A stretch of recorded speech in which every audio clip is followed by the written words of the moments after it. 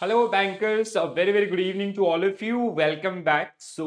In this session, we are going to continue with our discussion based on AFM BFM subject. BFM Module A, जिसके ऊपर आज हम लोग फिर से कुछ सेट ऑफ क्वेश्चन आपका जिनको प्रैक्टिस करने वाले हैं, ठीक है. In our previous session, where we already talk about these particular areas, ठीक है. हमने आपका फॉरेक्स कंप्लीट कर लिया है पिछले 2 सेशन के अंदर. एंड जहां पे हम लोग एलआरएस को आपका कंटिन्यू करेंगे, ठीक है. So today we will continue with LRS. Along with LRS we will also cover IFSC GIFT city.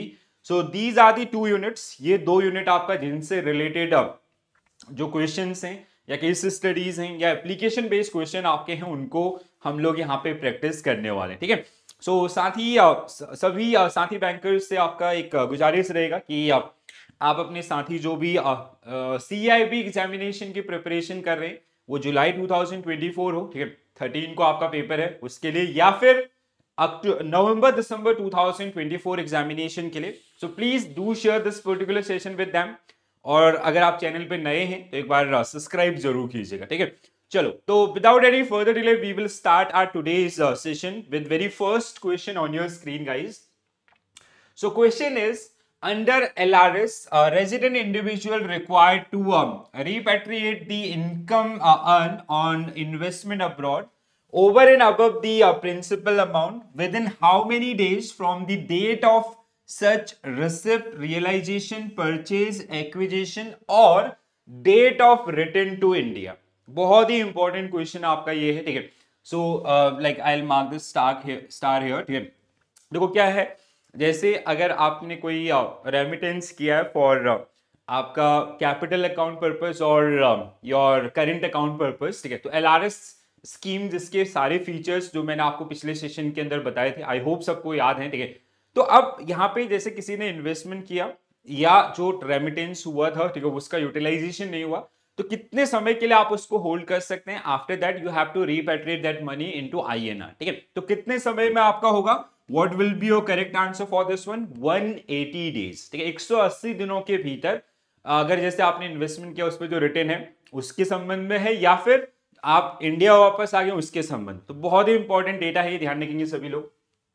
The investor who has remitted funds under LRS can retain and reinvest the income earned from his investment made under LRS scheme. तो पहला तो क्या है कि they do have that option कि they can invest or they can reinvest that particular money.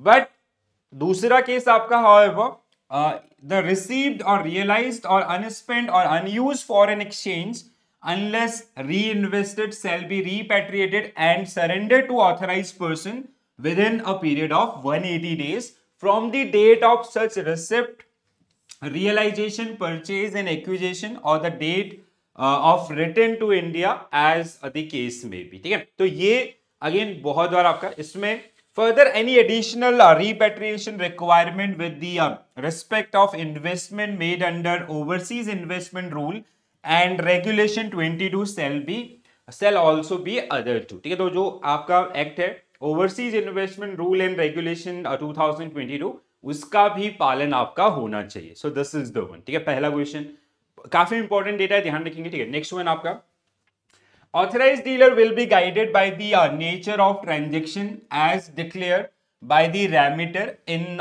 Dash form and will thereafter clarify that remittance in conformity with the instructions issued by Reserve Bank of India this regard from time to time, ठीक है. तो जैसे अगर आपको abroad में पैसा remit करना है, एक चीज हमने समझी थी कि सबसे ज्यादा जो राइट्स हैं वो किसके पास, ऑथराइज्ड डीलर्स कैटेगरी 1, ठीक है. करेंट अकाउंट कैपिटल अकाउंट्स के अंदर.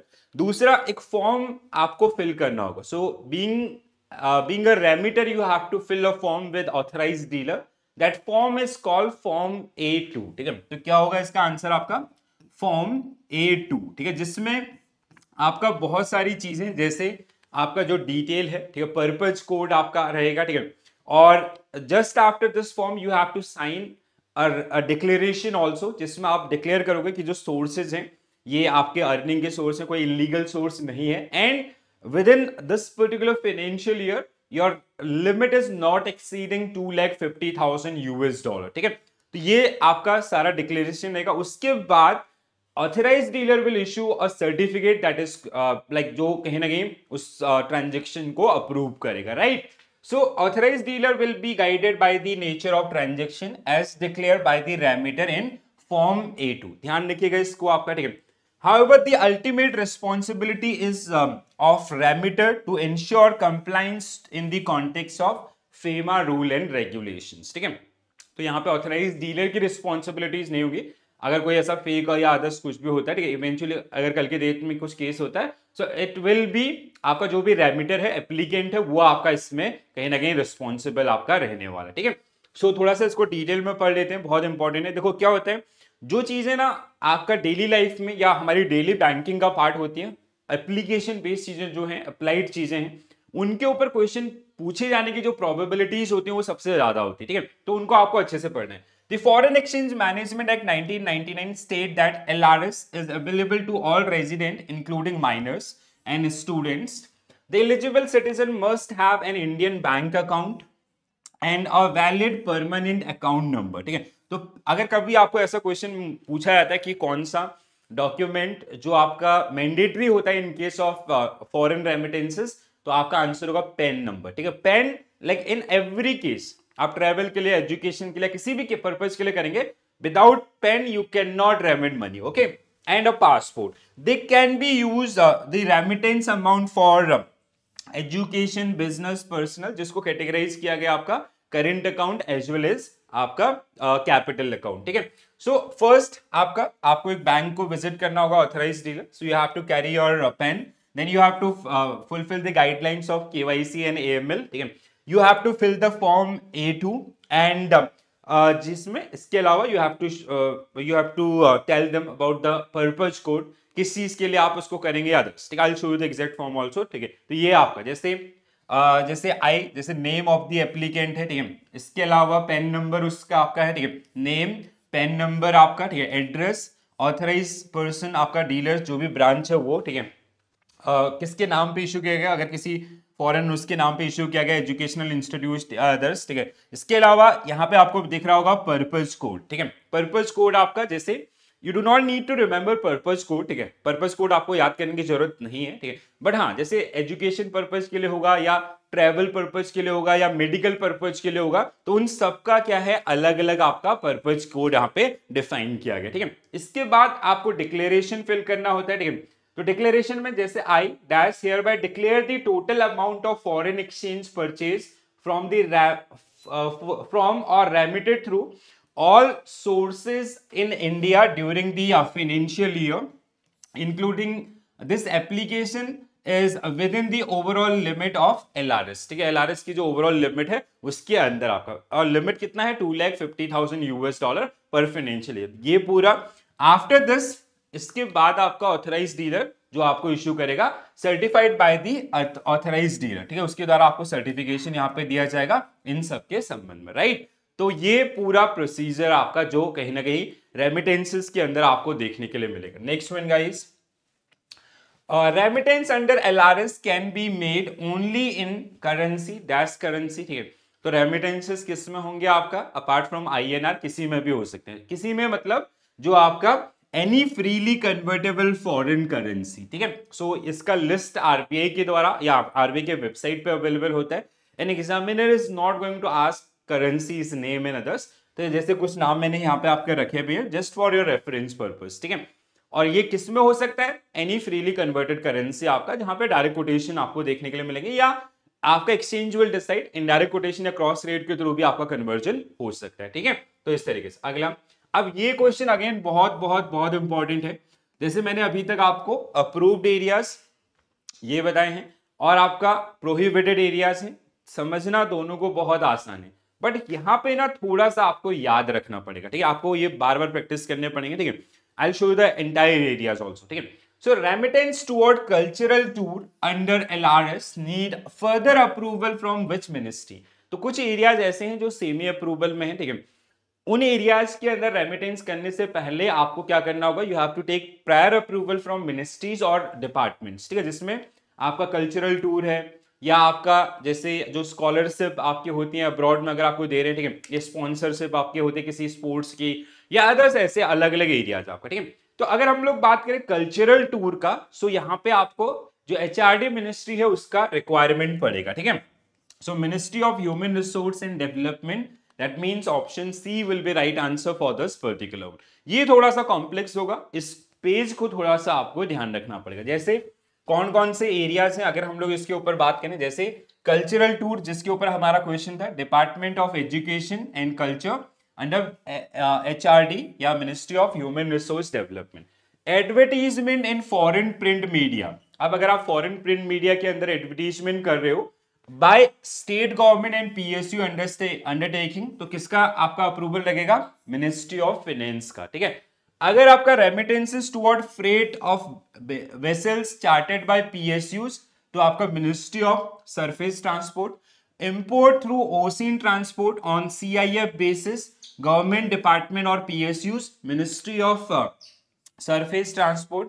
Remittances of hiring charge of transponders by TV channel internet service provider, तो यहां पे आपका मिनिस्ट्री ऑफ इंफॉर्मेशन ब्रॉडकास्टिंग और आप ministry of tele information technology, ठीक है। Remittances of prize money, sponsorship of sports activities by person other than international, national और आपका state level sports bodies and where the amount is exceeding $1,00,000, so हम आपको approval लेना पड़ेगा किसका? Department of youth affairs, sports, ministry of human resource development, ठीक है। तो ये मैं सभी से आपका गुजारिश करूंगा कि ये जो एरिया है ये बहुत बहुत इंपॉर्टेंट है, ठीक है। देखो क्या है, जो अप्रूव एरियाज हैं उनको याद करना समझना बहुत आसान है। जो प्रोहिबिटेड एरियाज हैं, जैसे एफडीआई में जो प्रोहिबिशन चलता है वैसे इन पे भी चलता है, ठीक है। और उनको भी एक बार आप पढ़ोगे समझोगे आप लॉजिकली भी आंसर कर पाएंगे। बट ये एक ऐसी चीज है ना जिसमें लॉजिक आपका काम फिट नहीं बैठेंगे, तो आपको इसको बार बार थोड़ा सा रिवाइज करना पड़ेगा, ठीक है। चलो आगे बढ़ते हैं। अब टीसीएस मैंने आपको पहले भी बताया था, ठीक है। So LRS transaction are subject matter of TCS and again this is a very important area, ठीक है। So TCS it was expected कि मतलब मेरा एक्सपेक्टेशन था ये नवंबर दिसंबर में पूछा जाना चाहिए था, बिकॉज अक्टूबर में चेंजेस हुए थे, ठीक है। बट उतना करंट उसने नहीं उठाया। नाउ अब यहाँ पे प्रोबेबिलिटी थोड़ा सा बढ़ जाती है, ठीक है। तो आपका टीसीएस जैसे किस तरीके से आपका अभी एट परसेंट है, पहले क्या था? एजुकेशन पर्पस, ठीक है। पहले तो आपको इस तरीके से इसको याद रखना है, ठीक है। एजुकेशन जहां पे लोन आपका किसी डोमेस्टिक इंस्टीट्यूशन से लिया गया, जैसे आप एक पर्सन है जिसने इंडिया के किसी बैंक से लोन लिया और उस लोन के साथ वो आपका अब्रॉड में स्टडी करने के लिए जा रहा है, ठीक है। तो वहां पे आपका कितना रहेगा? 0.50%, ठीक है। ये आपको ध्यान रख लेना है, ठीक है। दूसरा, अगर मेडिकल पर्पज के लिए जा रहा है, ठीक है, मेडिकल पर्पज के लिए आपका है, ठीक है। सो मेडिकल पर्पज के लिए पहले भी और अब भी कितना है? 5%, ठीक है, जो टीसीएस होगा। तीसरा आपका, अब इसके अलावा जो अदर्स हैं, ठीक है, पहले सब आपके 5% में होते थे, but with effective from October 1st 2023 it become 20%, ठीक है। तो ये आपको थोड़ा सा ध्यान रखने पड़ेंगे, ठीक है। ये आपने ध्यान रख लिया। अब इसके लिए थ्रेशोल्ड लिमिट है कि अगर आप इतना अमाउंट तक करेंगे तो वहां पर टीसीएस आपका एप्लीकेबल नहीं होगा, बट अगर आपके रेमिटेंसेस उस अमाउंट को ब्रीच करके उससे ज्यादा के होंगे तो आपको टीसीएस देना पड़ेगा। So what is the threshold, जैसे आपका क्वेश्चन है तो आपका आंसर क्या होगा? 7 लाख, ठीक है। मतलब इसका कहने का मतलब क्या है, जैसे I will give you 2-3 cases, ठीक है, जिससे थोड़ा आसान हो जाए, ठीक है। तो जैसे अगर कोई पर्सन आपका, suppose that there is a mister X, ठीक है, अगर इसने आपका ट्रांसफर किया, ठीक है, यहां ध्यान से सुनिएगा बिकॉज ये आपको हेल्प करेगा आने वाले समय में केस स्टडीज को सॉल्व करने में, ठीक है। सपोज दैट ये एक स्टूडेंट आपका है, ठीक है, मिस्टर एक्स जो आपका क्या है? स्टूडेंट है, ठीक है, जो स्टडी के लिए आपका जा रहा है बाहर, ठीक है। अब इसने 20 लाख का रेमिटेंस किया, इसका जो कॉलेज का फीस था वो 20 लाख, ये आईएनआर के अंदर बात कर रहे हैं, रुपीज के अंदर बात हो रहा है, ठीक है। सो जो भी डॉलर थे इक्वल टू रुपी आपका निकला 20 लाख रुपए। तो यहाँ पे 20 लाख, अब थ्रेशोल्ड कितना है आपका? -7 लाख, ठीक है। तो जो 13 लाख रुपीज है, 13 लाख रुपीज आपका जो है, इसके ऊपर इसको एट द रेट ऑफ 0.5% का क्या देना पड़ेगा? आपका टीसीएस देना पड़ेगा एट द रेट 0.5 आपका, ठीक है, 0.5 पहला केस जो रहेगा, ठीक है। दूसरा, अगर suppose that there is a person called mister A, ठीक है, जो मेडिकल ट्रीटमेंट के लिए आपका बाहर जा रहा है, ठीक है, मेडिकल ट्रीटमेंट के लिए। अब इसने वो आपको इतना आसान नहीं देगा। वो कैसे देगा मेडिकल ट्रीटमेंट? अगर उसको देगा जैसे उसने अप्रैल में आपका जो रेमिट किया, ठीक है, वो था सपोज दैट 5 लाख। आपका जून में ये दोबारा से गया, यहां पे इसने किया 7 लाख, ठीक है। अगस्त में ये तीसरी बार गया जहां पे इसने किया आपका 10 लाख, ठीक है। आपको टीसीएस कैलकुलेट करके बताना होगा। तो हाउ यू विल कैलकुलेट, यहां पे क्या होगा, ये अंडर आपका थ्रेशोल्ड के अंडर है तो यहाँ पे 0, ठीक है। अब यहाँ पे 7 लाख सेम पेन नंबर पे, ठीक है। अब 5 लाख 2 लाख यहां से बचा था तो यहाँ पे कितना बचा, 5 लाख का एट द रेट ऑफ 5%, ठीक है। पहला इसका जो टीसीएस होगा इस ट्रांजेक्शन का, और इस ट्रांजेक्शन के ऊपर पूरा 10 लाख का एट द रेट ऑफ 5% आपका जो इसको टीसीएस देना पड़ेगा। सो दिस इज द सिचुएशन, ठीक है, जो आपको आने वाले एग्जामिनेशंस के अंदर देखने के लिए मिलेगी। तो accordingly you have to remember this one, ठीक है। इसके अलावा जैसे अगर टूर एंड ट्रेवल या अदर पर्पसेस दिखाते हैं, so you have to calculate at the rate of 20%, ठीक है। 20% के हिसाब से आपका वो आपको सॉल्व करना है, ठीक है। ये नंबर्स कैलकुलेट हो जाएंगे, बहुत बेसिक है। तो इस तरीके से आपको इन बातों का थोड़ा सा ध्यान रखना और थ्रेशोल्ड लिमिट को याद रखना। एंड ये थ्रेशोल्ड लिमिट जो है ना, ये रुपीज में है, ठीक है, ये आपका डॉलर में नहीं है। डॉलर का जैसे ओवरऑल लिमिट एलआरएस की 2.5 लाख यूएस डॉलर है, ठीक है। अगर आप उसको आईएनआर में कन्वर्ट करते हो तो बहुत ज्यादा होता है। अगर आप 82 का भी रेट करते हैं तो इंटू 82 कर लो, नंबर निकल जाएगा, ठीक है। बट ये क्या है, रुपीज के हिसाब से आपका जो चीजें हैं, ठीक है। जैसे आपके बुक के अंदर आप लोगों ने अगर देखा होगा तो कुछ चीजें आपका, ठीक है, जैसे finance act 2020 has a new insertion in the income tax act collection TCS tax collection at source at 5%, ठीक है, फॉर रेमिटेंसेस अंडर एलआरएस। तो ये 2020 के अंदर आपका इंट्रोड्यूस किया गया, जो इफेक्टिव हुआ 1 अक्टूबर 2020 से। The threshold is 7 lakh rupees for entire financial year, and TCS is applicable only on the remittance amount that exceed the annual cap of 7 lakh rupees। जैसे मैंने अभी आपको सिचुएशन बताया था, पहली बार में उसने 5 लाख किया था जून अप्रैल मंथ के अंदर, उस पर हमने टीसीएस चार्ज नहीं किया था। दूसरे मंथ आपका जुलाई में उसने 7 लाख किया तो 2 लाख हमने 5 लाख और प्लस 2 लाख 7 लाख पे हम लेके आए। जो रिमेनिंग 5 लाख था उस पे हमने उस पे आपका टीसीएस कैलकुलेट किया। अब यहाँ पे कुछ पॉइंट है, जैसे in case of non availability of PAN and Aadhaar TCS become double, ठीक है। वो 5% का 10%, 20% का 40%, ऐसा डबल जाएगा।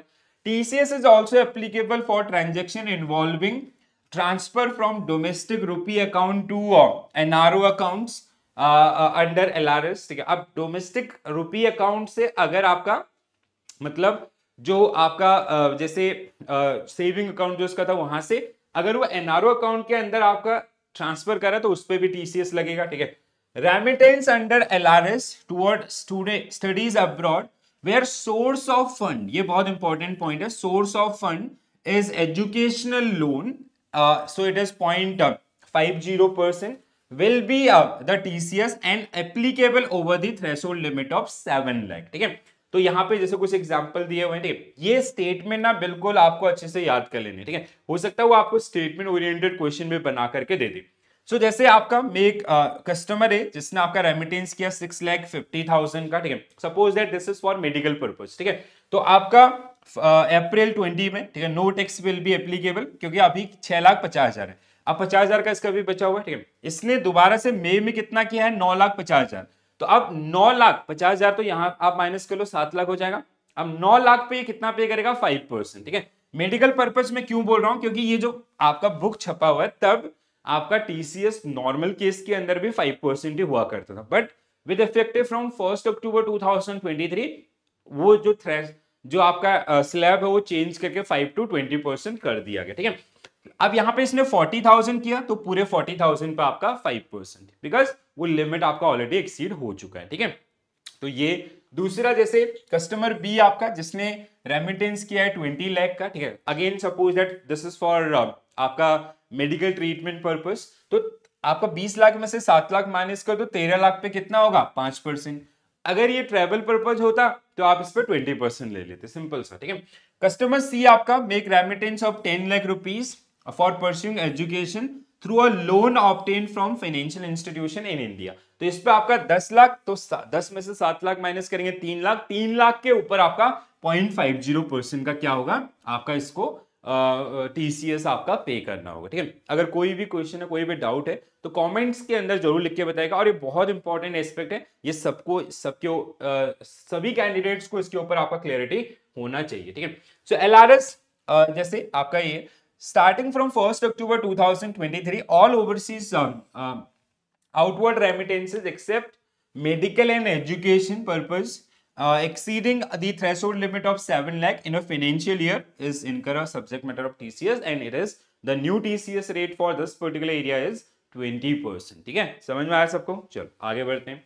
नेक्स्ट क्वेश्चन, अगला क्वेश्चन हमारा किसके ऊपर है? आपका डॉक्यूमेंट्री लेटर ऑफ क्रेडिट्स। ठीक है, आईएफएससी के ऊपर भी क्वेश्चन आएंगे, सॉरी, बट ये एलसी के ऊपर क्वेश्चन। तो पहले कुछ एलसी के क्वेश्चंस आपका कर लेते हैं। Letter of credit, which most recent revision of uniform custom and practice for documentary credit is effective right now। ठीक है, तो आईसीसी के द्वारा आपका ये रिलीज किए जाते हैं। ठीक है, आईसीसी के द्वारा, and first version was released in 1933 and ये जो आपका चेंज है this is the 6th addition. ठीक है, छठा आपका एडिशन है, विच बिकम इफेक्टिव फ्रॉम, कब से आपका इफेक्टिव हुआ था ये? आपका 2007, इट वाज जुलाई 2007 और समवेयर। ठीक है, जब से आपका ये लागू हुआ था। अब देखो क्या है ना, यहाँ पे आपका टोटल जो सेट ऑफ आर्टिकल्स हैं दे आर 39 आर्टिकल्स। ठीक है, 39 आर्टिकल्स आपके इसमें है। ठीक है, अब देखो क्या है, आईसीसी जो कि इंटरनेशनल ट्रेड के ऊपर सबसे बड़ा ऑर्गेनाइजेशन है, उसने क्या किया, बेसिकली जो पेमेंट या जो रेमिटेंसेस होते हैं आपका इंटरनेशनल ट्रेड के अंदर, उनमें यूनिफॉर्मिटी लाने के लिए उसने कुछ सेट ऑफ रूल्स रेगुलेशंस आपका बना करके दिए। ठीक है, जो वॉल्यूंटरी है। ठीक है, they are not compulsory in nature. ये कंपल्सरी कब बन जाते हैं? जब आपका एलसी डॉक्यूमेंट, जो लेटर ऑफ क्रेडिट आपका जब बनता है ना, तो वहां पे रेफरेंस आपका दे दिया जाता है पार्टीज के द्वारा कि payment and settlement will be happen as per UCP 600 guidelines. Now this document will become compulsory। ठीक है, तो जो अभी का आपका लेटेस्ट आपका है वो है UCP 600, जिसमें 39 आर्टिकल्स या अदर्स जो आपको देखने के लिए मिलेंगे, जो इफेक्टिव हुआ था 1 जुलाई 2007 से। ठीक है, so UCP 600 is the most recent modification to आपका uniform custom and practices for documentary letter of credit, which has undergone several revisions at its meeting on October 26. ICC Banking Commission passed UCP 600, which went effective from this date. Since the International Chamber of Commerce first framed the standards in 1933, there have been 6 revisions। ठीक है, और ये आपका छठा revision है। ठीक है, अब देखो UCP 600 की गाइडलाइंस अगेन आपके लिए बहुत ज्यादा इंपॉर्टेंट। ठीक है, सो जैसे मैंने आपको बताया 39 आर्टिकल, ये आर्टिकल क्या है ना, जैसे अब हर एक कंट्री का जो पेमेंट इन सेटलमेंट सिस्टम होता है वो आपका डिफरेंट होता है। ठीक है, अगर हम लोग जैसे अगर इंटरनेशनल ट्रेड हो रहा है इंडिया और किसी एक्स कंट्री के बीच में, इंडिया के नॉर्म्स अलग है, उनके अलग है, तो कहीं ना कहीं बहुत सारे चैलेंजेस हमें आपका फेस करने पड़े। तो ऐसे इंटरनेशनल ट्रेड को और ज्यादा स्मूथ बनाने के लिए पेमेंट वाइज आपका, इसके लिए हमने ये चीज, मतलब आईसीसी के द्वारा ये चीज आपका इंट्रोड्यूस की गई। ठीक है, तो जिसमें एक और चीज अगेन जो मैं आपको बहुत ही इंपॉर्टेंट चीज दिखाने वाला हूं वो है आपका ये लिस्ट आपका। ठीक है, सो जैसे मैंने आपको बताया देयर आर टोटल 39 आर्टिकल्स। ठीक है, 39 आर्टिकल्स हैं जो आपका यूसीपी 600 के अंदर है, जिनका क्लबिंग आपके उसमें दिया गया। इनका डिटेल आपके कोर्स करिकुलम का पार्ट नहीं है। हाँ, अगर आप इंटरनेशनल फाइनेंस पढ़ते हैं वहां पे जरूर मिलेंगे, बट यहाँ पे नहीं है। अब क्लबिंग को थोड़ा सा ध्यान से पढ़ें, एटलीस्ट जहां पे सिंगल है या अदर्स है, इंट्रोडक्शन है, उनको थोड़ा सा आपको याद रखना पड़ेगा। ठीक है, जैसे कैसे क्लबिंग किया गया है, आर्टिकल 1 to 5 इसमें क्या आएगा, definition, interpretations, independence of LC and underlying contract. ठीक है, 6 to 10 आपका availability, expiry date, place, obligation of issuing and confirming bank, advising credit and amendments. ठीक है, आर्टिकल 11 to 17, आई होप ये टर्मिनोलॉजी समझते हैं ना, एलसी थोड़ा बहुत पढ़ा होगा, नहीं समझ में आता तो लिखिएगा, I will do a video जहां पे हम लोग एलसी का मैं आपको बेस समझा दूंगा पूरा। ठीक है, सो 11 to 17 pre advise credit, nominated bank, ठीक है, reimbursement arrangement, complying presentation, original document. ठीक है, सो बिल ऑफ लेडिंग में जो लगते हैं। अब ये जैसे है ना, एडवाइजिंग बैंक है, कंफर्मिंग बैंक है, ओपनिंग बैंक है, ठीक है, नॉमिनेटेड बैंक है, so these are the parties, ठीक है। जैसे आपका ओपनिंग बैंक क्या होता है, जो बायर बैंक होता है, ठीक है, जो एलसी को ओपन करता है, ठीक है। एडवाइजिंग बैंक आपका most of time it is correspondent bank of that buyer bank, ठीक है। और nominated bank which is nominated by the seller, ठीक है, जो सेलर जिस कंट्री का उसका जो bank, most of time advising and nominated bank आपको सेम मिलेंगे, ठीक है। तो ऐसे ये पार्टीज हैं इसके अंदर, ठीक है। आर्टिकल 18 आपका कमर्शियल इनवॉइस, कमर्शियल इनवॉइस में क्या क्या चीजें होंगी, 19 to 27 transport of documents, 28 insurance document, 29 to 33 extension tolerance partial instalment drawing and hours of presentation, 34 to 37 disclaimers, 38 39 transferability and assignment of proceed. So this is called clubbing of articles, ठीक है। There are total, मतलब ये जो आपका UCP 600 के हैं, इसमें total आपका 39 आर्टिकल्स हैं। ये नंबर याद रखेगा, इसलिए मैं इसको बार बार बोल रहा हूं, ठीक है। और उनका जो क्लबिंग है वो कुछ इस तरीके से आपके कोर्स करिकुलम में दिया गया है, तो कई बार वो आपको पूछ सकता है, हालांकि मेरे एक्सपीरियंस में नहीं पूछा, बट हाँ देयर इज अ पॉसिबिलिटी वो आपको टेस्ट कर सकता है, ठीक है। चलो आगे बढ़ते हैं। Which party is in charge for providing clear, comprehensive instructions for issuing the LC and protecting bank from any legal responsibilities imposed by other bank, ठीक है। जैसे आपका बैंक जो ओपनिंग बैंक है आपका एलसी के लिए, ठीक है, आपने एक कस्टमर के बिहाफ में, एक इंपोर्टर के बिहाफ में एक एलसी जारी किया, ठीक है। अब इस एलसी के बारे में जैसे सब कुछ सही था इनिशियली, अब जो आपका जो सेलर बैंक है वहां से, मतलब दूसरी कंट्री से अगर कल के डेट में कोई चेंजेस होते हैं या अदर्स होते हैं, ठीक है, या कोई क्लियर कट इन्फॉर्मेशन उसके द्वारा नहीं दी गई, तो whenever we prepare LC document it is based on your invoice, जो सेल एग्रीमेंट आपका हुआ उनके बेसिस पे होता है। बट अगर कोई भी ऐसी इन्फॉर्मेशन हिडन होती है जिसकी वजह से बैंक आपका, क्योंकि बैंक क्या दे रहा है यहाँ पे, स्टैंड बाय गारंटी दे रहा है, किसको, आपका सेलर को, आप सामान भेजो, आपका जो बायर है वो आपको पेमेंट करे ना करे, हम आपको पेमेंट करेंगे, ठीक है। ऐसा कमिटमेंट है LC document.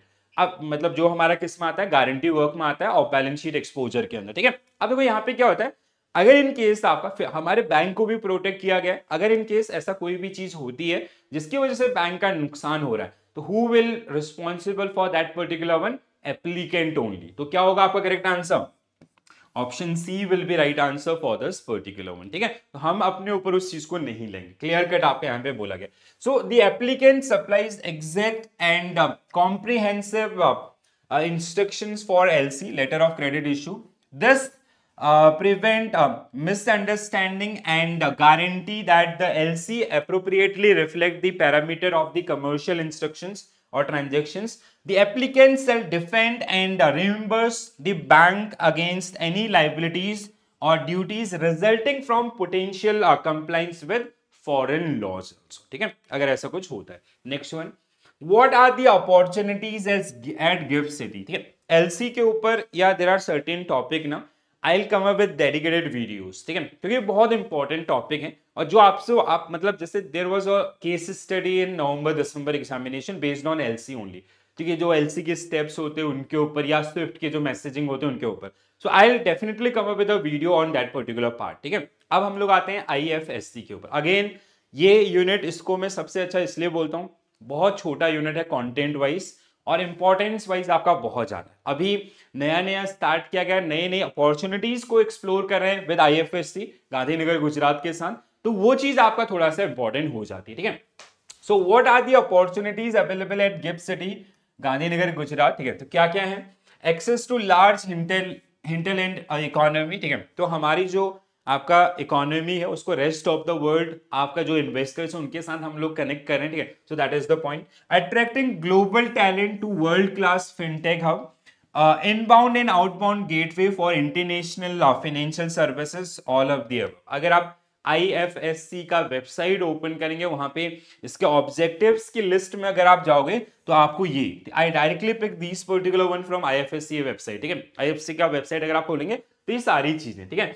So access to large international market, access to international market, connecting 30 million strong diaspora, which has combined worth of 3 trillion to India through the IFSC, inbound and outbound gateways for international financial services, potential to leading destination for global in-house centers, attracting global talent to world class fintech hub, इसके अलावा emerging as a leading hub for fund administration, ठीक है। तो इसके जो benefit या जो services है वो, ठीक है। जैसे आईएफएससी के ऊपर मैंने एक छोटा सा वीडियो भी किया हुआ है, अगर आपको कभी टाइम मिले उसको जरूर देखिएगा 10 मिनट शो के अंदर, ठीक है। तो वो आपको काफी ज्यादा हेल्प करेगा, ठीक है, क्योंकि एक ऐसा टॉपिक है ये जो हर एक एग्जामिनेशन के अंदर आपका इंपॉर्टेंस रखता है, तो इसलिए। तो क्या क्या आपका आईएफएससी बिजनेस एक्टिविटीज क्या क्या है? बैंकिंग है, ठीक है, एसेट मैनेजमेंट है, कैपिटल मार्केट है, अदर फाइनेंशियल इंस्टीट्यूशन है, insurance, emerging business solutions, professional services and service providers, ठीक है। सो अगर आप आईएफएससी का वेबसाइट खोलेंगे सेम चीज आपको वहां पे देखने के लिए मिलेगा, ठीक है। तो जिसको आपको ध्यान रखना है। नेक्स्ट वन गाइस, अगला क्वेश्चन, आईएफएससी यूनिट के अंदर सबसे इंपॉर्टेंट पार्ट है आईबीयूज, आईएफएससी बैंकिंग यूनिट, ठीक है। तो वो सबसे इंपॉर्टेंट पार्ट रहता है बिकॉज जहां पे हमारा डायरेक्ट रिलेशन है, ठीक है। So the parent bank setting up an IBU unit at IFSC must satisfy following conditions under regulatory framework. Which of the following is not a condition that the parent bank should satisfy? ठीक है, तो जैसे आप suppose that your bank is SBI, ठीक है, तो अगर SBI को अपना IFSC सेंटर जो है आपका गिफ्ट सिटी जो है, ठीक है, उसमें अपना एक IBU ओपन करना है, ठीक है, IBU ओपन करना है। पहली बात तो सबको ये चीज पता होनी चाहिए कि एक गिफ्ट सिटी के अंदर सिर्फ आपका एक से एक ब्रांच हो सकता है, and this branch will be considered as your overseas branch, ठीक है। ये फॉरेन ब्रांच की तरह आपका ट्रीट होगी। दूसरा, ठीक है, 5 डेज वर्किंग भी यहाँ पे मिलता है जो लोग काम करते होंगे, ठीक है। इसके अलावा अगर हम लोग बात करें फॉरेन करेंसी के अंदर पूरा ट्रेड डील यहाँ पे होता है, ठीक है। So like other than Indian currency के अलावा सारी करेंसीज में आपका यहाँ पे जो डील होता है। सो अब देखो क्या क्या, जब कोई बैंक अपना आईबीयू ओपन करता है तो उसके लिए आईएफएससी के द्वारा बहुत सारी गाइडलाइंस हैं। उसने क्लियर कट बोला है कि सारी गाइडलाइंस आपके होम रेगुलेटर के होंगे। ये कुछ बातें हैं जिनको आपको मेरी सुननी होंगी, ठीक है। तो क्या क्या चीजें हैं? सो पहला, जैसे इनमें से कौन सा इनकरेक्ट है बेसिकली ये ढूंढना है आपको। Letter of comfort from parent bank regarding liquidity and resource support to IBU, बिल्कुल सही है, करेक्ट है, इसमें कोई भी दुविधा नहीं है, 100% आपका करेक्ट है। Obtain no objection certificate from home country regulator, जैसे in case of India it is RBI, again true, ठीक है। IBUs are required to maintain retail deposit ratio, reserve ratio of 3% of deposit raised from person outstanding at the end of preceding working day, ठीक है। ये छोटी छोटी बातें ना, इनको अगर आपने स्किप कर दिया, उसने इसको नेक्स्ट कर दिया या कुछ और कर दिया, एवरेज मंथली कर दिया, सब गड़बड़ा जाएगा मामला, तो इसलिए ध्यान रखें, ठीक है। तो ये देखो यहाँ पे जो आईबीयूज होते हैं उनको सीआरआर एसएलआर मेंटेन करने की जरूरत नहीं होती। They have to maintain retail deposit reserve ratio of 3%, जो कि किस पे काउंट होगा? प्रीसीडिंग वर्किंग डे का आपका ऑन डेली बेसिस, ठीक है। IBUs are required to maintain SLR and CRR, इनको नहीं करना होता है। So what will be your correct answer? D is incorrect about this, ठीक है। तो ये आपका जो आंसर रहेगा। अब देखो दिस इज द लिस्ट, ठीक है। ये अगेन अगर आप आईएफएससी को ओपन करेंगे वहां पे आईबीयूज के बारे में पढ़ेंगे, you will see these 8 guidelines. कौन कौन सा, ठीक है, एक बार इनको फिर से जाते हैं। पहला, maintain a necessary capital requirement of minimum $20 million at parent bank level, ठीक है, पेरेंट बैंक लेवल पे मेंटेन होगा। No objection letter from home country regulator, discuss कर लिया। Letter of comfort from parent bank, ठीक है, रिगार्डिंग लिक्विडिटी एंड रिसोर्स, ये भी लिख सकता है letter of comfort from RBI regarding liquidity and resources, जो कि इनकरेक्ट स्टेटमेंट होगा, ठीक है, ध्यान रखें। IBUs are not required to maintain SLR and CRR, true. IBUs are required to maintain LCR and net stable funding ratio at IBU level, ठीक है। देखो लिक्विडिटी कवरेज रेशियो और नेट स्टेबल फंडिंग रेशियो ये IBU level पे maintain होगा, general instruction. But अगर आप IFSCA का मतलब जो पेरेंट बैंक है, अगर वो IFSCA से अप्रूवल ले ले कि we will maintain this at bank level, अगर IFSCA अप्रूव कर देता है so they can also maintain it at bank level, ठीक है, पेरेंट बैंक लेवल पे भी हो सकता है, ठीक है, but only after IFSCA permission. Leverage ratio for IBUs may be maintain at parent bank level and at the level of specified by the home regulator, ठीक है। जो भी वहां का लिवरेज रेशियो है, जैसे इंडिया के लिए अलग है, यूएस का अलग है, जहां का भी वो बैंक है वहां की गाइडलाइंस को फुलफिल करेगा। आर रिटेल डिपॉजिट रिजर्व रेशियो हमने बात किया। Unless otherwise indicated by the IFSCA, IBU must follow the prudential guidelines and instruction issued by the home regulator, जहां पे हमने बोला है कि हमारे से करो वो ठीक है, अदरवाइज आप क्या करो, जो आपके होम रेगुलेटर के गाइडलाइंस है वो आपका फुलफिल कीजिए, दैट इज द क्रक्स, ठीक है। तो अगेन आप आईबीयूज के लिए क्या क्या स्कोप है, क्या बेनिफिट है, जैसे इस इमेज के अंदर जैसे कॉम्पिटेटिव टैक्स रिजीम है, ठीक है, compliance with prudential direction and instruction issued by home regulator, last point, ठीक है। आपका net stable funding ratio LCR at parent bank level can be after approval of IFSCA. Accounting standard कौन से follow होंगे, तो आईएफआरएस, ठीक है, ये ध्यान रखें, ठीक है। यूरोप में ये चलते हैं जनरली, यूएस में चलते हैं गैप, तो ये आपका यहाँ पे होगा, ठीक है। Raising global capital at competitive rate, ठीक है। इसके अलावा convenient platform for onboarding corporate and retail clients, leveraging growth in business volume and ecosystem, thus lower manpower requirement, unified financial regulator, ठीक है, ईज ऑफ डूइंग बिजनेस, मतलब इसका motive भी ये है कि हम लोग, जैसे अगर कोई पहले इन्वेस्टर इंडिया में आ रहा था, तो अगर वो इंश्योरेंस में इन्वेस्ट कर रहा है, तो इंश्योरेंस एडा की गाइडलाइंस है, आरबीआई की गाइडलाइंस है, ऐसे मल्टीपल उनके गाइडलाइंस उसको फेस करने पड़े थे, बहुत सारा प्रॉब्लम होता था। अब हमने क्या करा, यूनिफाइड फाइनेंशियल रेगुलेटर बनाया बाय पासिंग आईएफएससीए एक्ट, ठीक है, जिससे आप इंश्योरेंस में आ रहे हो, बैंकिंग में आ रहे हो, आपका कैपिटल मार्केट में आ रहे हो, सबके लिए एक है, इसके हिसाब से करो तो आपको प्रॉब्लम्स नहीं होगी। तो कहीं ना कहीं जो प्रोसेस है उसको काफी ज्यादा स्ट्रीमलाइन बनाया गया, काफी ज्यादा इजी आपका बनाया गया, अंडरस्टूड। चलो आगे बढ़ते हैं। Next question guys, the parent bank will be required to contribute a minimum capital of dash or equivalent in any foreign currency to its IBO for establishment of IFSC banking unit। कितना था, 20 million US dollar, ये तो अभी हमने discuss किया, ठीक है, तो इस पे ज्यादा टाइम स्पेंड नहीं करेंगे, 20 मिलियन यूएस डॉलर, ठीक है। Next one, which of the following claim about IBUs in gift city is false, कौन सा स्टेटमेंट इनकरेक्ट है, ठीक है। IBUs are prohibited from obtaining obligation from HNIs or other retail customer. This is true, not false. RBI will provide liquidity support to all IBUs in gift city. अभी कुछ देर पहले मैं आपको बता रहा था ना, तो ये दिस इज रॉन्ग, ठीक है। IBUs RBI will not provide, कौन प्रोवाइड करेगा, पेरेंट बैंक विल प्रोवाइड, ठीक है। तो आपको टेस्ट समझ में आ रहा है ना कि वो स्टेटमेंट किस तरीके से आपको एग्जामिनेशन में टेस्ट किए जा सकते हैं। Business based in IBU are exempted from STT and CTT both, ठीक है, ना तो एसटीटी लगेगा ना ही आपका सीटीटी लगेगा, ठीक है। Securities transaction tax, commodity transaction tax से एग्जेम्प्टेड है। Indian and foreign bank planning to operate IBU in the IFSC must apply for license with IFSC।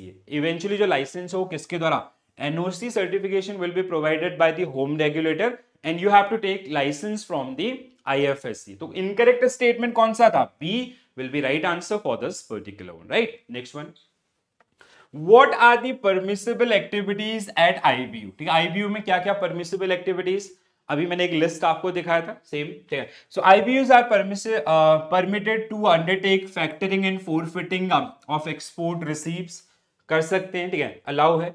Check facility will be available for holder of current account in IBUs, no, ठीक है, ना तो saving account ना ही आपका check facility, ये available नहीं होगा, ठीक है। So please do remember this, ठीक है, करंट अकाउंट के ऊपर भी आपका चेक फैसिलिटी अवेलेबल नहीं होगी। Liquidity support will be available to IBUs from RBI, ठीक है। Check facility will be okay, ठीक है। So liquidity support will be available to the IBUs from RBI, ये भी गलत है आपका, ठीक है, this is also wrong। हमें क्या ढूंढना है, परमिसिबल एक्टिविटी, ओके चलो ठीक है। Transaction that can be in INR and in other currencies, ठीक है। So can be in INR, मैंने आपको स्टार्टिंग में एक लाइन बोली थी, अपार्ट फ्रॉम INR, ठीक है, INR के अलावा कोई भी और करेंसी, ठीक है। इसमें यहाँ पे जो भी ट्रांजेक्शन होते हैं वो सिर्फ और सिर्फ फॉरेन करेंसी अकाउंट के थ्रू आपका हैंडल होते हैं, ठीक है। अगर लाइक बीइंग एन इंडिविजुअल या बीइंग अ कंपनी, कोई भी अगर हम लोग भी अगर वहां पे अकाउंट ओपन करेंगे तो FCA अकाउंट के अंडर आपका आएगा। तो this is wrong, this is wrong, this is wrong. Wrong क्यों है ये मैंने आपको बताया, only correct statement is option A, ठीक है, समझ में आया। तो अगेन आपको घुमाने वाली चीज है, ठीक है। सो इस तरीके से आपको जो इन सब चीजों को ध्यान में रखना है, ठीक है। Next one, each of the following is relaxation given to FPI foreign portfolio investors entities at gift city except एक को छोड़ के, ठीक है। अब ये जो FPIs होते हैं ना, इनको अट्रैक्ट करना हमारा मेजर टारगेट है। एफपीआई, एफडीआई, फॉरेन इन्वेस्टमेंट को अट्रैक्ट करना is the major objective of IFSC, ठीक है, हर कंट्री का, और दुनिया भर के अंदर बहुत सारे आईएफएससी हैं, ठीक है, हमारे यहाँ पे पहला आपका गिफ्ट सिटी के अंदर। अब यहाँ पे इनको ना हमने कुछ स्पेशल बेनिफिट्स आपके दिए हुए हैं, क्या क्या है, तो आपका short term capital gain tax exempted for derivative trading, बिल्कुल सही, ये 100% करेक्ट है, ठीक है। नॉर्मल मार्केट के अंदर अगर कोई एफपीआई जो रजिस्टर्ड है इंडिया में, वो ट्रेड करता है शॉर्ट टर्म कैपिटल गेन पे 30% का उसको टैक्स पे करना पड़ता है इन नॉर्मल मार्केट, बट अगर वो यहाँ पे करेगा तो एग्जेम्प्टेड है। इतना बड़ा अपॉर्चुनिटी उनके लिए बन जाता है, ठीक है, 30% इज अ ह्यूज अमाउंट, ठीक है, तो ये करेक्ट है। Companies to pay securities transaction tax and STT, no, they do not need to pay, ठीक है, तो आपका ये गलत है statement, this statement is wrong, ठीक है। अभी हमने पढ़ा था ना, FPI are permitted to trade commodities derivative on IFSC exchange, बिल्कुल कर सकते हैं, ठीक है। इवन बुलियन आपका चलता है वहां पे। Allowing retail investor to take to trade to build liquidity in the market, this is also allowed, ठीक है। तो ये तो हमारे पास incorrect statement, only incorrect statement is option B, ठीक है। I hope this is also correct, clear to everyone, ठीक है। तो देखो, SEBI has permitted FPI registered in India to trade in exchange operating in GIFT City, जो ऑलरेडी रजिस्टर्ड भी है ना पास्ट में इंडिया में, वो भी यहाँ पे ट्रेड कर सकते हैं, ठीक है, उनको स्पेशल कोई अदर वो करने की जरूरत नहीं है। FPI are permitted to trade commodities derivative, correct है।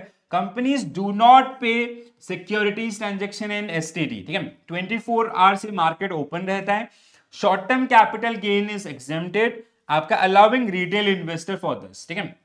तो पॉइंट क्या है, relaxation for the FPIs entities at gift City, एक क्वेश्चन यहां से आपको मिल सकता है, तो अगेन इनको आपको अच्छे से ध्यान रखना है। Next one, what are the opportunities available at gift city, ठीक है, तो एक चार्ट मैंने आपको दिखाया था, वो आपको इस क्वेश्चन को सॉल्व करने में हेल्प करेगा। Access to large, okay, we already discuss this one I guess, ठीक है, तो ये हमने डिस्कस कर लिया, so all of the above will be right answer for this one, ठीक है, तो ये स्टेटमेंट भी हमने गो थ्रू किए थे। Next one, the parent bank setting up an IBU at gift City, okay, is not a condition of parent bank, SLR and CLR maintain नहीं करना होता है, ठीक है, so this is the one, बाकी ये सारे थे। आई एम सॉरी गाइस, थोड़ा सा रिपीट क्वेश्चन आ गए थे, ठीक है, चलो now new question.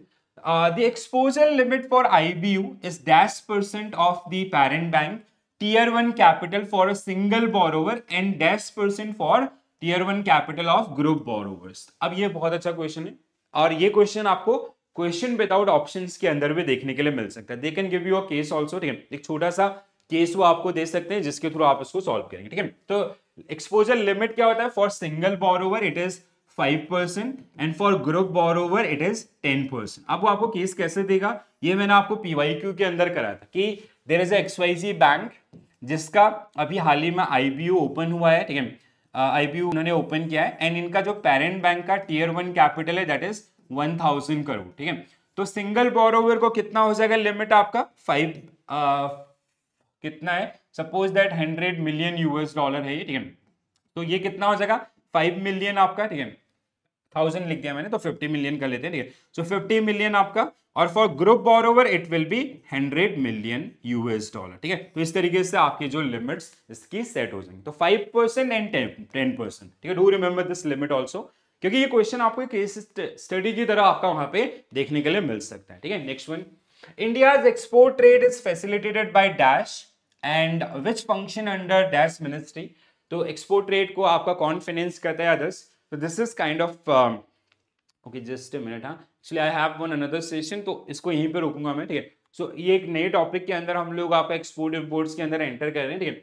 So I will cover up this particular one in our next session, I will continue this particular one, ठीक है, तो जहाँ पे मैं आपको इनके साथ शेयर कर दूंगा, और रिमेनिंग जो क्वेश्चंस हैं उनको भी हम लोग वहाँ पे आपका डिस्कस कर लेंगे, ठीक है। तो गाइज ये आपका रेगुलर बेसिस पे आपको मैं कंटेंट प्रोवाइड कर रहा हूँ, ठीक है, तो और काफ़ी इंपॉर्टेंट है ये, पिछले एग्जामिनेशंस के अंदर कहीं ना कहीं उनके जो एक्सपीरियंसेस हैं उन एक्सपीरियंसेस को यहाँ पे मैंने पूरा डाला है, ठीक है।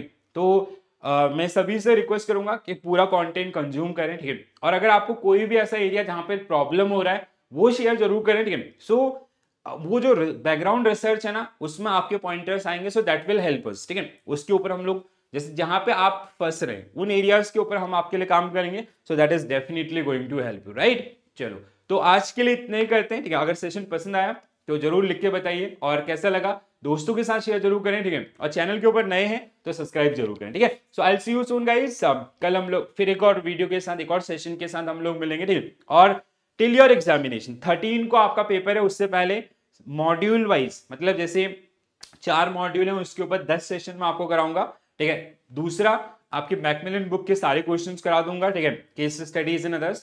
Then will have module wise marathon जो मैं लाइव करने का प्लान कर रहा हूं, ठीक है, एंड एक महामैराथन। तो इस तरीके से अगर आप मुझे 13 तक फॉलो करते हैं, 12 तक, बिलीव मी गाइस, अगर अभी तक नहीं भी पढ़ा है ना, आई विल हेल्प यू कि आप 50 या 50 प्लस पे आपका आ जाएंगे, ठीक है। तो थोड़ा सा आपको ये जो कंटेंट है उसको कंज्यूम करते रहना होगा, ठीक है। चलो, so this is it from my side guys, thank you for joining this session, thank you for watching this session, bye bye, take care all, have a nice day, thank you.